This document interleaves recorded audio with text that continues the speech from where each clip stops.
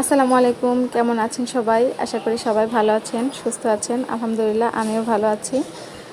তো আমি এভাবে কখনোই ভিডিও করি না খেতে বসে, হঠাৎ আজকে মনে হলো এভাবে একটু ভিডিও করি, এজন্য করলাম আর কি। তো দুপুরের খাবার খাচ্ছিলাম। আজকে আমাদের দাওয়াত ছিল আমার ছোট খালা শাশুড়ির বাসায়, আমার হাজব্যান্ডের খালা। তো আমি খালামণিই বলি সবাইকে। তো খালামণিদের বাসায় হচ্ছে দাওয়াত ছিল। গিয়ে দেখি ইলিশ পোলাওয়ের আয়োজন হয়েছে। আর ইলিশ পোলাও তো আমার ভীষণ পছন্দ। ইলিশ মাছের সঙ্গে সাদা ভাত হোক, ইলিশ পোলাও হোক, ইলিশ মাছ ভুনা হোক, ভাজা হোক, যে কোনোভাবেই হোক আমি ভীষণ পছন্দ করি।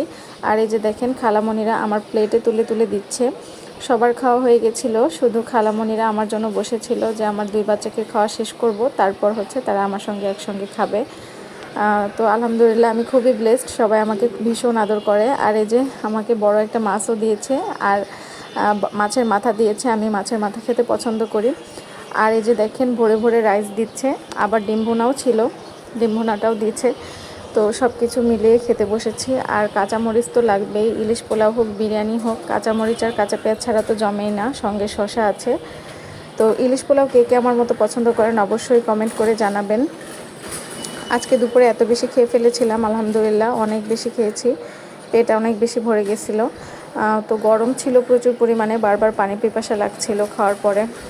আর আলহামদুলিল্লাহ খুব মজা করে তৃপ্তি করে খেয়েছি।